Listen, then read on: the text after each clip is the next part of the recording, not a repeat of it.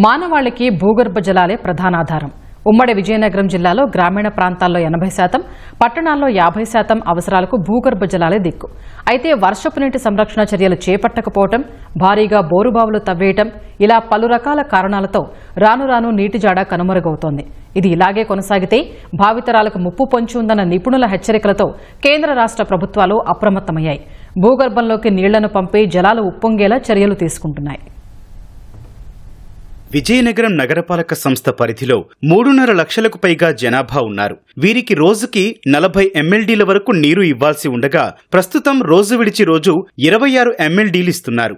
నగర ప్రజల నీటి అవసరాలు తీర్చేందుకు భూమి లోపలికి వర్షపు నీరు వెళ్లేలా ఇంకుడు గుంతలు ఏర్పాటు చేస్తున్నారు. అమృత్ 2.0 పథకం కింద విజయనగరం పరిధిలోని 10 ప్రాంతాల్లో ఈ ఆధునిక ఇంకుడు గుంతలు ఏర్పాటు చేస్తున్నారు. వీటిల్లో 7 ప్రాంతాల్లో బోర్ల తవ్వకాలు పూర్తయ్యాయి. బోర్ల తవ్వకం, ఇంకుడు గుంతలు, ఇతర పనులకు కేంద్రం ఇప్పటికే 49.72 లక్షల నిధులు మంజూరు చేసింది. రాష్ట్రంలో తొలిసారి ఈ తరహా కార్యక్రమాన్ని విజయనగరంలో ప్రారంభించారు.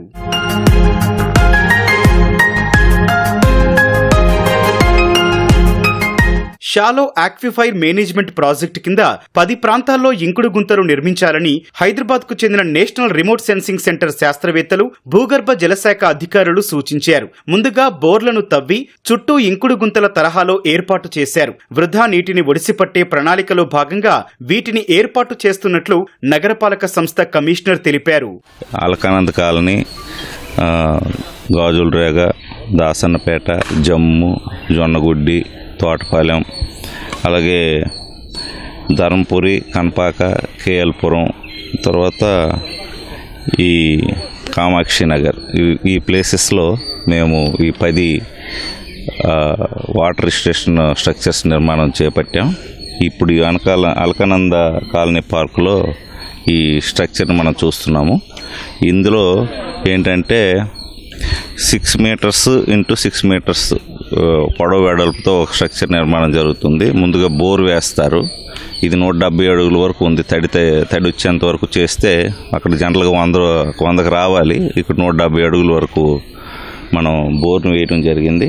ఇది 6 మీటర్స్ పొడవు, 6 మీటర్స్ వెడల్పుతోని ఈ స్ట్రక్చర్ నిర్మాణం జరిగింది. ఇదేంటంటే 3.2 మీటర్స్ లోతులో మేము స్టార్ట్ చేసాం అక్కడి నుంచి.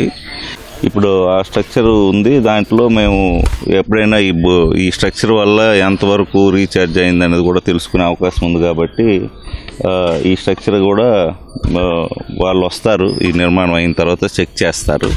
ఈ రైనీ సీజన్లోనే మేము అన్నీ కూడా కంప్లీట్ చేయడానికి మేము ప్లాన్ చేసాము. ఎక్కువ ఎందుకంటే వాటర్ రీఛార్జ్ అవ్వాలి.